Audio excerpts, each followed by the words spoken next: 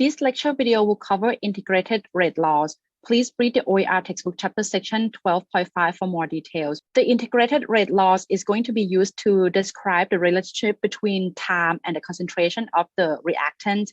And we are going to derive this from the differential rate laws and also the rate expression. Now, before we get into integrated rate law, let's take a look at what we have learned so far. Okay, so at the beginning of this chapter, we learned about how to write the rate expression or the rate equation, right? So this is in chapter 12.1, right? We know that in order to write the rate is equal to the negative change of the concentration of the reactant, right? So this is reactant over the change of time, right? So these pretty much tell us the relationship between the rate, right? The concentration and also time as well. So it tells us about those relationships.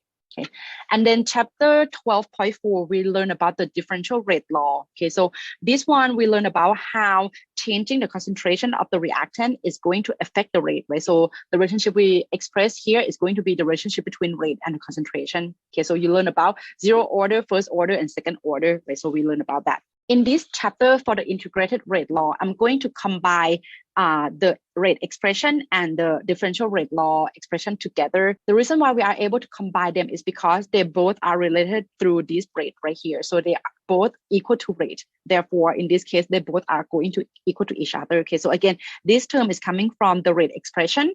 Okay, and then this term coming from the differential rate law. And again, they both are equal each other through the rate of the reaction. Okay. All right, so what we are going to take a look at is the reason why we need to looking at the integrated rate law is because the integrated rate laws actually tell us the relationship between the concentration and time. Okay, so the reason why we can't use the first one because all these are going to be related within each other, right? So these are dependent of each other. So, but if I want to just know only the concentration and time relationship, then I'm going to need to use a new term, which is in this term going to be integrated rate law. Okay, so let's take a look at this. Okay, so I just want you to know that all of these equations involved with the integrated rate laws is going to be provided on the exam. Okay, so you don't need to memorize anything. You just need to know what each of those terms are. Okay, so but all of this equation is going to be provided on the exam. Let's take a look at how all of these equation coming from scenario, which is zero order reaction. Okay, so in the previous lecture video, we learned that when you have the differential rate law that is zero order with respect to, let's say in this case, reactant A, the concentration of A, when you change it, is not going to affect the rate, right? So that's the definition of the zero order. So in this case, if I combine the rate expression with the differential rate law that we learned previously, I'm going to combine these two, right? So what you are going to obtain is that you are going to get these rate expression equal to this zero order reaction, right? Because they both are equal through the rate. If you took calculus and integration in math, you can perform integration on this equation. Okay, so and you are going to obtain integrated rate law, which is equal to what you see here. Okay, so let me explain this equation to you real quick. Okay, so the first term is going to be the concentration at time t. Okay, so and then it's going to equal to negative. This is the rate constant. Okay, so it's going to multiply by time. Okay, and then the last term is going to be the concentration at time zero, which is the initial concentration. The next information that we can obtain from this integrated rate law also is the half-life. Okay, so the half-life is the time that takes for the concentration at time zero decreased by half. What do I mean by that? Okay, so for example, if you start with 100% of substance A, right? If it takes a certain time, right, to decrease by 50%, this time is take right here is what we call half-life. Okay, so this would be one half-life. And again, if you do one more, right, for 50% decrease to 25%, right, this is going to be the concentration, right, at the beginning, right, decreased by half. So this is going to be another half-life, right? So that means in this case, if you're looking at the substance decreasing from 100% to 25%, right, it's going to take 2 half-life. That's what it means here.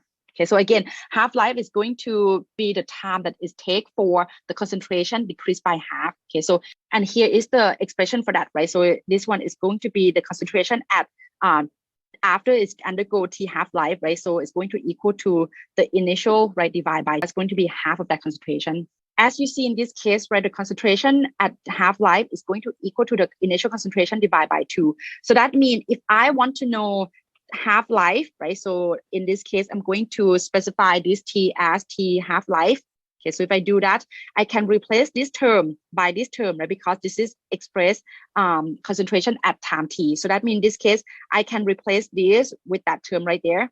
So if you solve for this, you are going to get the half-life for zero order, which is going to equal to the concentration at the initial time, right? Divided by 2K. So these two equations will be provided on the exam. Okay, so this one is going to only belong to zero order. Okay, so on the exam, you would not need to know how to do integration. You do not need to know how to derive to the half-life.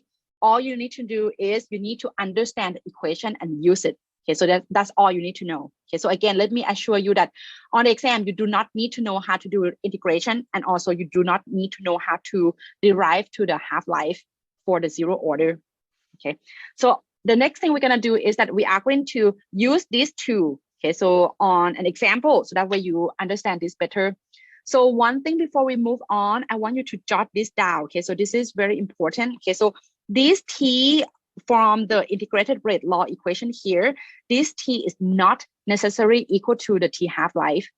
Okay, so it can be anytime at any time. Okay, so for example, if I talk about 100% of a substance, right?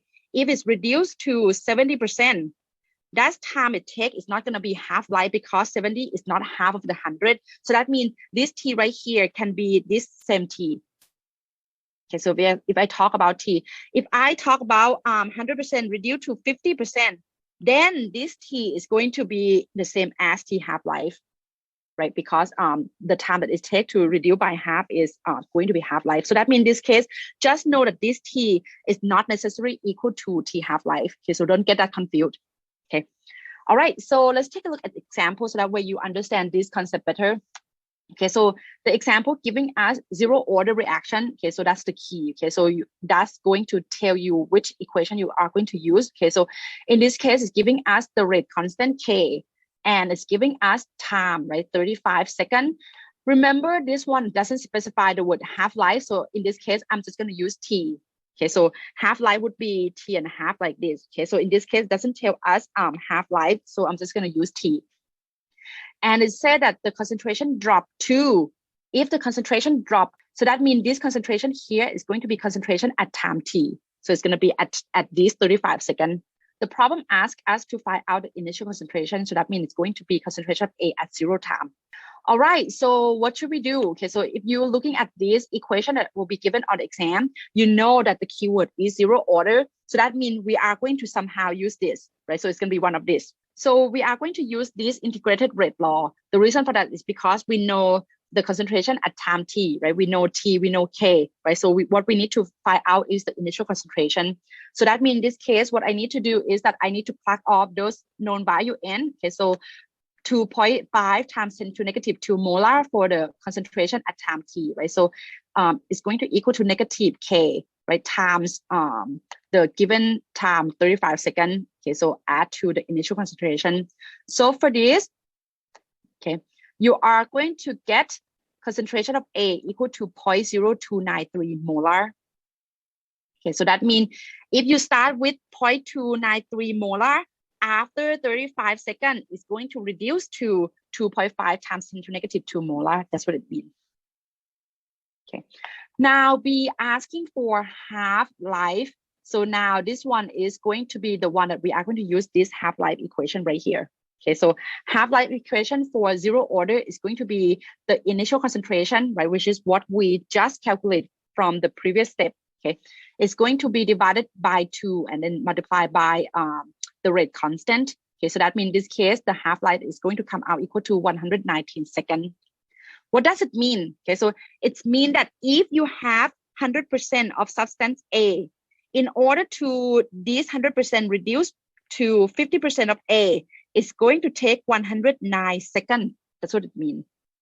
Okay, if you want to reduce further from 50% to 25%, then it's going to require another 119 seconds. That's what it means. Okay, and then you can keep going, right, for every half of the previous step. Okay, so that's what it means. All right, so the next thing we're going to take a look at is we are going to take a look at the first order reaction.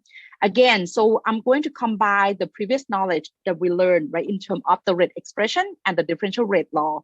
So for the first order, we know that the rate is going to be directly proportional to the concentration of A, or the concentration of the reactant, which means if you change concentration of A, the rate also going to change, right? So that's the definition of first order.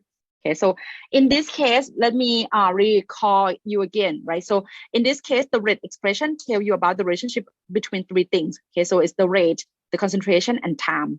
Okay, so all of them are dependent on each other. Okay, and then the differential rate law is going to tell you about the relationship between rate and the concentration. You might ask, hey, what about K? Well, K is the rate constant, it stays constant. So that's why in this case, we are looking at the relationship between only the concentration and the rate. Okay, so I'm going to do the same thing as we did for the zero order. Okay, so you're going to combine those two, right, through this rate, right, since the rate are equal, so you are able to combine these two. And then the next step you're going to do is you can perform integration on this, and you are going to obtain the integrated rate law. Okay, so in this case, it's going to involve with natural log. Okay, so Ln. Note that this Ln, which is the natural log, is not equal to the log base 10. So they are not equal to each other. So on the your calculator, make sure that you press the correct function. Okay, so in this case, for the integrated rate law for the first order, it's going to involve with the natural log. Okay, so same thing here. Okay, so the AT is going to be the concentration of A at time T. Okay, and then A0 would be the concentration of A at time 0. Okay, so and K would be the rate constant. T would be time T. The definition of half-life still stay the same, right? It's going to be the time that take for the concentration of the initial concentration reduced by half, right? So in this case, again, if you replace this term right here to the concentration of time T, you are going to be able to solve for the time that is take for half-life, right? So the half-life for the first order is going to equal to 0.693 divided by the rate constant. Note that for the half-life of first order of reaction is going to be independent from the concentration. So these two equations, again, are going to be given on the exam. Okay, so you don't need to know how to perform integration. You do not need to know how to derive to half-life. All you need to know is you need to know when to use these equations and how to use them. Before we get into the calculation problem, I would like you to do some correction here. So on page 126, okay, so there is a typo. Okay, so this one right here is actually belong to first order. So can you erase that zero order and replace it by first order reaction? Okay, so same thing here as well. Okay, so can you change all of those to first order, please? Okay, so let's take a look at example 1. So another correction here, can you change example 4 to example 1? And then I would like to increase the sig big to 3 sig big here. So instead of 2, you are going to do 2.00. Okay, so time 10 to negative 11. All right, let's take a look at what is given. Okay, so this reaction is first order, and it tells us about half-life. Okay, so it tells us that at this time, the concentration is this much. So that means this concentration is going to be the initial concentration. And it's asking us as the time go by, right? So what is the new concentration? So that would be the concentration at time T. Okay, so this is what we want to find. So you might ask me, well, you know, on the exam, how should I know which equation should I use, right? So since we learned 3 different things, right? We learned about the rate expression.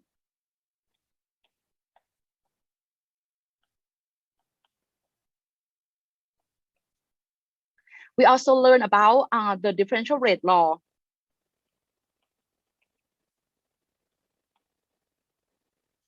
And we also learn about the integrated rate law for the first order, right?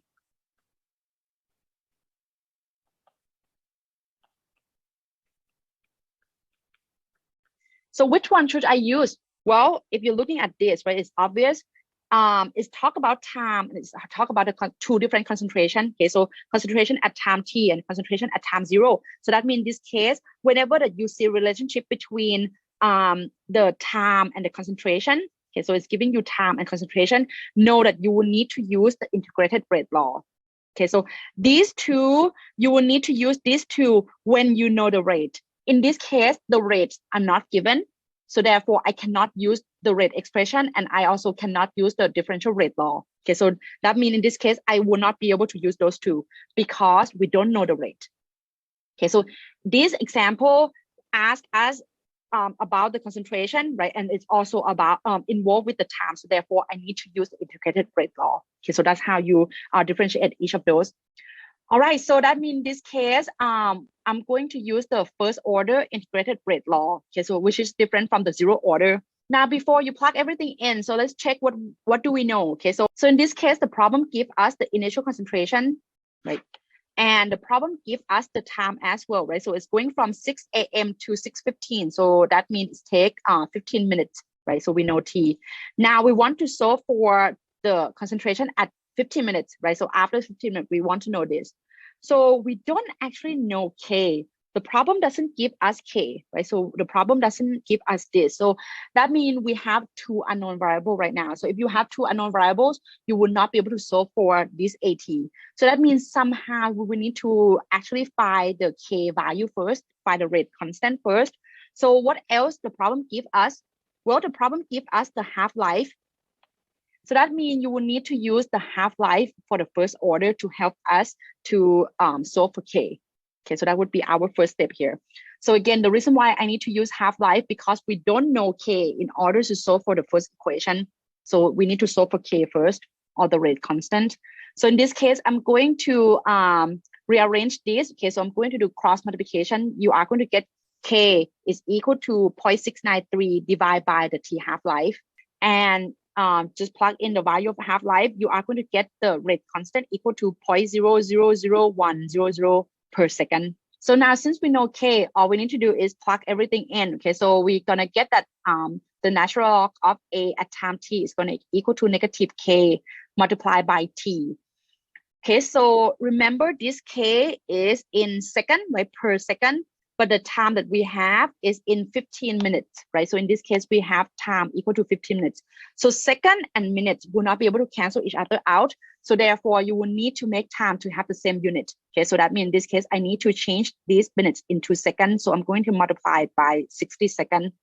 Okay, so you are going to get 900 seconds in this case. So that would be your time T. Okay, so you're gonna add it to natural log of the concentration of A at the beginning. Okay, you are going to get natural log of A at time T equal to negative 24.725 molar. Next, in order to get rid of natural log, you are going to do anti-natural log on both sides. Okay, so you are going to raise these two, right, to the E. Okay, so if you do that, okay, so you are going to be able to get rid of this term. You're gonna get only the concentration of A at time T. Okay, so it's going to equal to E raised to the negative power of 24.725. Okay, so plug this into your calculator. You are going to get 1.83 times 10 to negative 11 molar. Okay, so what does it mean? Well, it means that this is the concentration at the beginning, right? So after 15 minutes, it's going to reduce to this much. So that means if you want to check your answer, whether it's going to make sense or not, you can looking at in terms of comparison of the concentration of A at time zero, right? So the concentration of A at time zero have to come out higher than the concentration of A at time T, because over time, the concentration of the reactant need to be decreased, right? So that means in this case, AT should be less than the A0. Okay, so that makes sense. All right, now let's take a look at example 2. Okay, so example 2, in this case, again, it's giving us the first order again. Okay, so that means in this case, we're gonna take a look at the first order.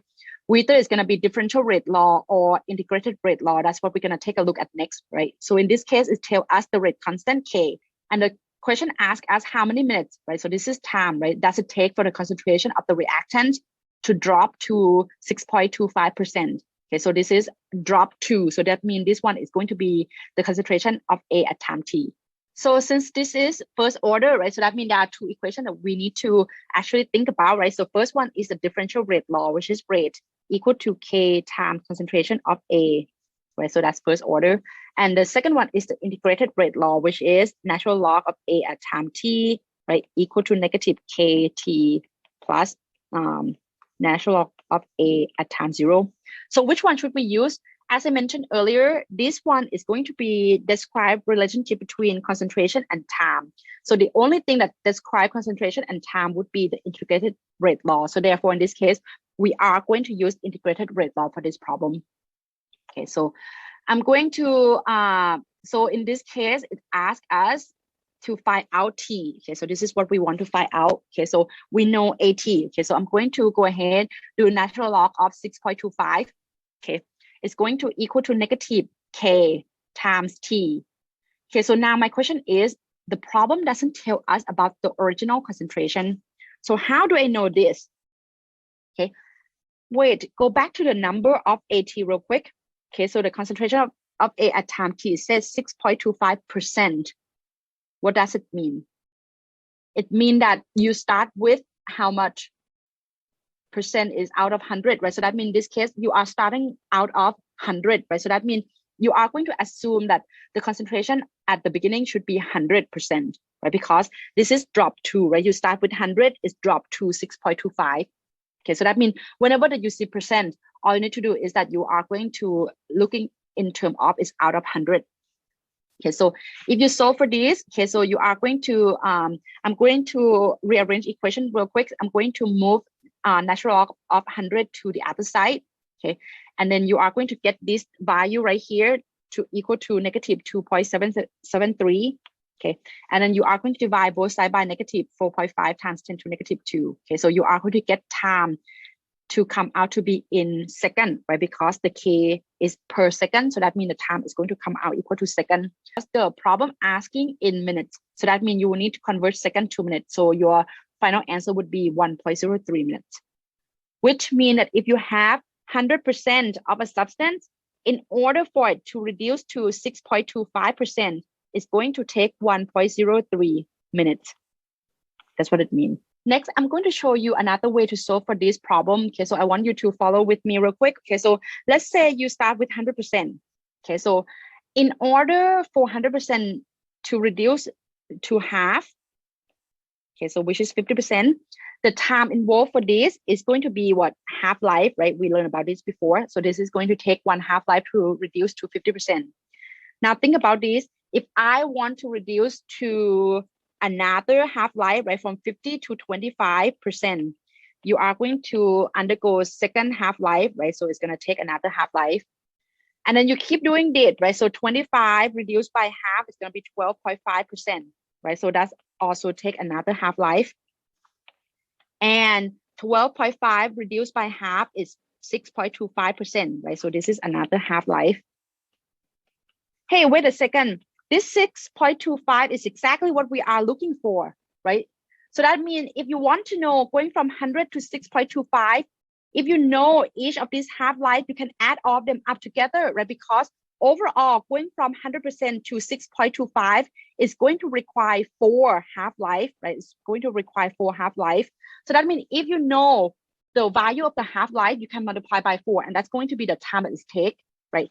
So that means another way to do this is that you can calculate for half-life. So we know that half-life for first order is equal to 0.693 divided by K. So that means in this case, if I do this, so 0.693 divided by K, which is 4.50 times 10 to negative 2 per second, you are going to get T half-life equal to 15.4 seconds. Okay, so I'm going to convert this into minutes by dividing this by 60 seconds, right? So you are going to get 0.257 minutes. So this time right here is going to refer to the time for one half-life, right? So that means in this case, you have 4 half-life. So that means it's going to come out equal to 4 multiplied by 0.257, right? Because it's going to take 4 half-life in order to reach to 6.25. So it's going to come out equal to 1.03 minutes, which is identical answer to how we solve for this one. Note that this method is only work if the concentration is equal to half of the previous concentration. Okay, so for example, if the problem asks you, what is the time that it takes for 100% reduced to, like 10%? This method is not going to work because from 12.5 to 10% is not half of that time. Okay, so that means in this case, what you will need to use is you're going to use this one instead. Okay, so this method right here is only work if you, when you are looking at concentration reduced by half. Okay, so anything between that, it doesn't work. Okay, so you need to use this. Now let me summarize this. Okay, so this equation right here is very useful. It's work with every situation of the first order reaction. But you are able to do the half-life only when it's reduced by half of the previous concentration. Okay, so for example, that right? If it's asking you the concentration, anything between that, right? So let's say like 30% or something, this T half-life will not work. Okay, so you will need to use this equation instead. Okay, so the reason for that is because T half-life have to be the concentration reduced by half exact. Now let's take a look at second order reaction. Okay, so show here is the rate expression, and here is the differential rate law for second order. Okay, so for second order, we know that the rate of the reaction is going to be directly proportional to the concentration of A squared. Okay, so that means if you double A, right, you are going to quadruple the rate. So that's pretty much what it means here. So if I combine these same thing, okay, so I want you to change that as well. So it's not one, it's actually two. You are going to perform integration to this combination, and you are going to get the integrated rate law that describes second order. Okay, so this one is going to be 1 over the concentration of A at time t. Okay, so equal to positive K times T plus 1 over the concentration of A at time 0. Half-life is going to describe the same thing, right? It's the time that takes for the concentration decreased by half. Okay, so again, if you replace this to the integrated rate law equation, you can solve for the T half-life, the half-life of the second order. Okay, so can you change this to second order? It's going to equal to 1 over K times the initial concentration. Okay, so again, this is going to be given on the exam. So here are some corrections that I would like you to do. Okay, so as mentioned earlier, so this one have to be second order right here. Can you change that for me? Because we are doing second order. Okay, and then another thing is going to be this one right here. Okay, so it's not zero order, it's actually second order. Okay, so can you change those? Change this 1 to 2 and then change 0 to second. Let's take a look at calculation example. Okay, so this problem give us second order, give us half-life, ask how many seconds. Okay, so that is the time. Okay, that is take for the initial concentration. So A0 drop to 1.45. So that's the A at time t. Okay, so that means if you have 3.25 molar, if it's dropped to 1.45 molar, right? How long this would take? Is this time equal to 112 seconds? The answer is no. Okay, because 112 seconds is the half-life. Okay, so but we want to know T half. Okay, so that means if you think about this 3.25 molar, right, reduced by half, if you divide this by 2, you are going to get 3.25 divided by 2, you are going to get 1.625. Okay, so it's not equal to 1.45.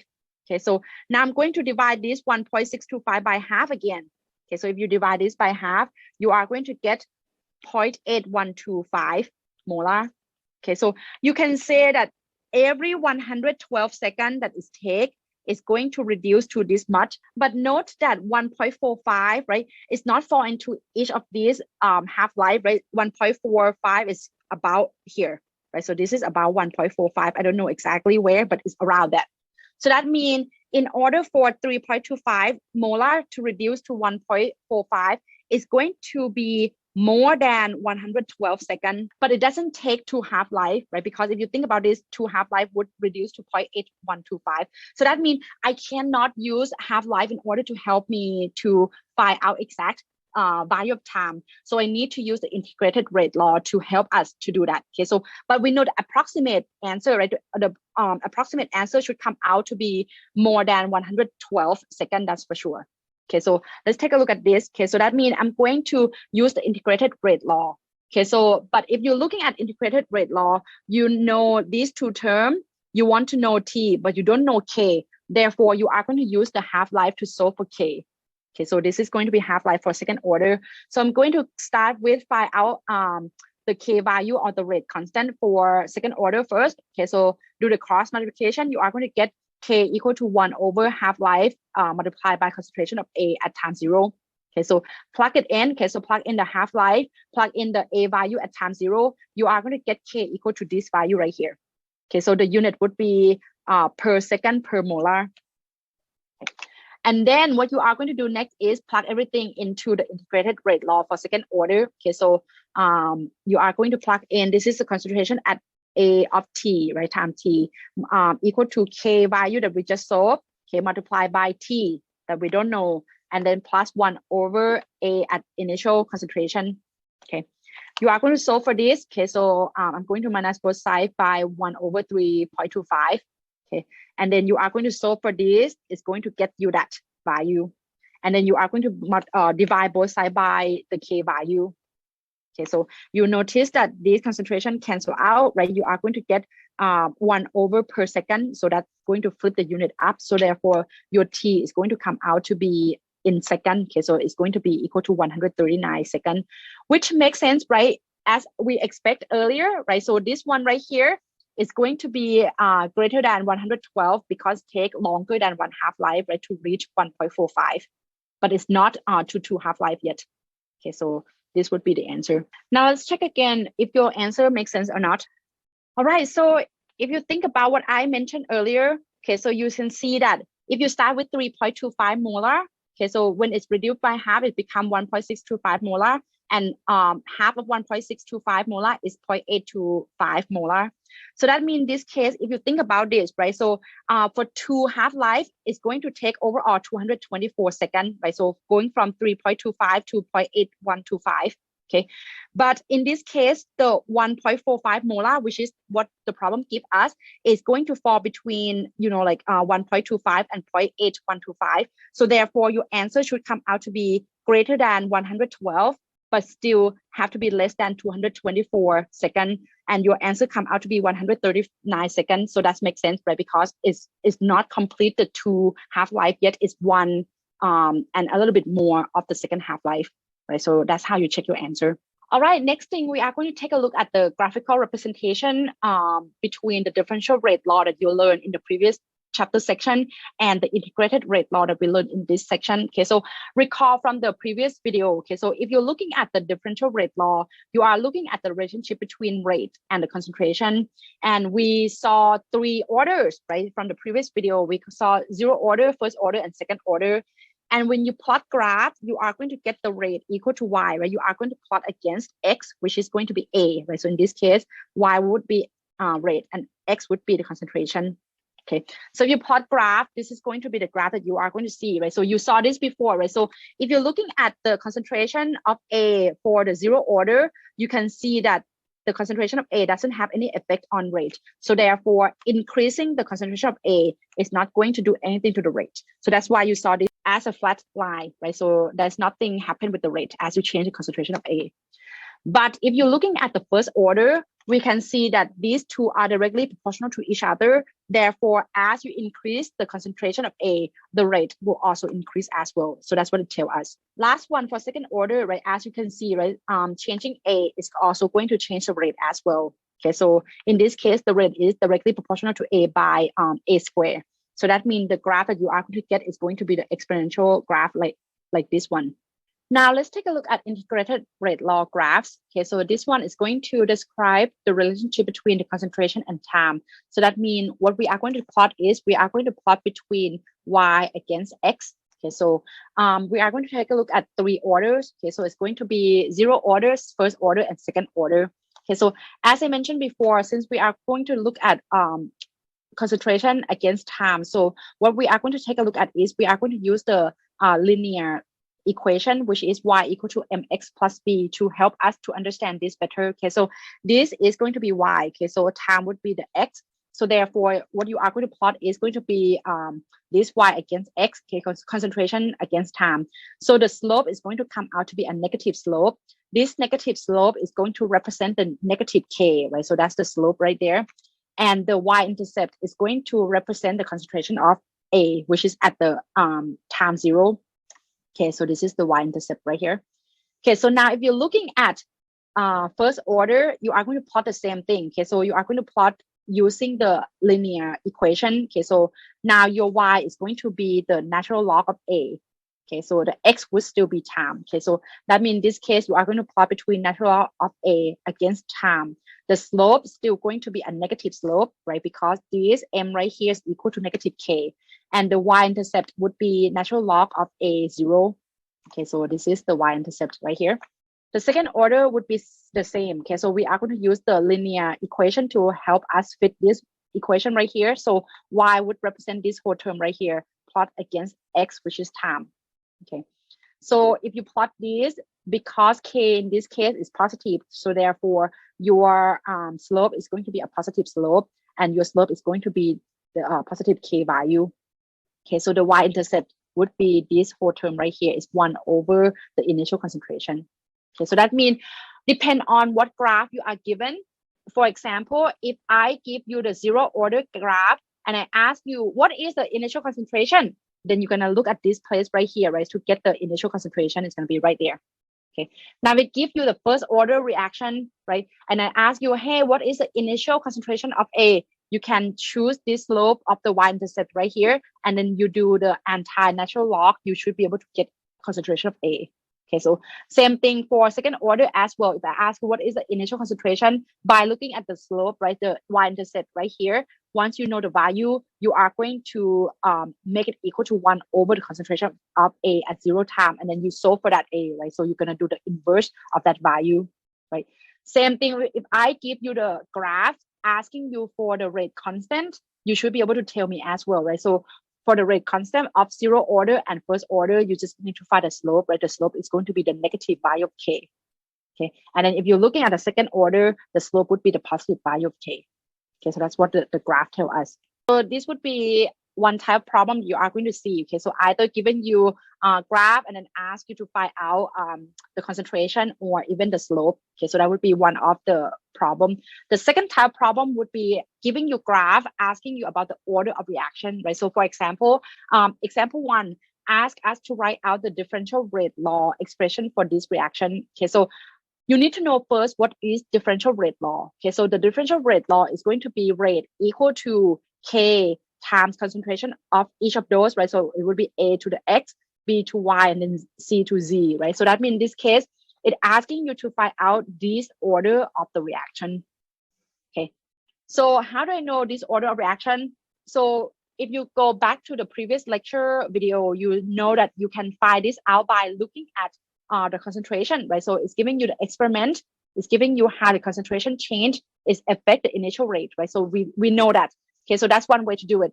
The second way is using the graph that is given to help us looking at what should be the order. Okay, so let's take a look at the first graph. Okay, so the first graph is plotting between 1 over concentration of A, which is one of the reactants, against time. Okay, so whenever that you see the relationship between time and concentration, you need to think about integrated rate law. Okay, so this is going to be the graph that represents integrated rate law. Okay, so this graph that is represent integrated rate law, there is only one graph that has positive slope, and it plots between 1 over A against T. So this is going to represent second order. Okay, so that means we know with respect to A, right, the order is going to be second order. So that means this Y right here is going to be 2. Now, if you're looking at graph B, okay, so again, B plot between concentration against time again. So again, this is represent integrated rate law graph again. Okay, so there's only one graph or one equation that involved with natural log of the concentration, and that is first order. So that means with respect to B, we know that this order is first order. Now let's take a look at C. Okay, so C, we're looking at C and it's plot between concentration and the rate. So this tells you about the relationship between rate and the concentration. Okay, so as the concentration change, the rate doesn't change at all. This is going to represent differential rate law graph, right? Because plot between rate and concentration. So as concentration increase, the rate doesn't increase. So this is represent zero order. Okay, so that means Z would be zero order. So all of these together, the differential rate law for this reaction right here is going to be written as rate equal to K times A raised to 2, B raised to 1, and C raised to 0. Okay, so, and again, the reason why I know each of these order is coming from each of these graphs. Okay. All right, the summary of this lecture video is that we're looking at the relationship between concentration and time. Okay, so, and that is going to be expressed by the integrated rate laws. We're looking at 3 types, right? So zero order, first order, and second order. We're also looking at different half-life as well for each of those order of reaction. Okay, so please start working on homework 12.5 as soon as possible.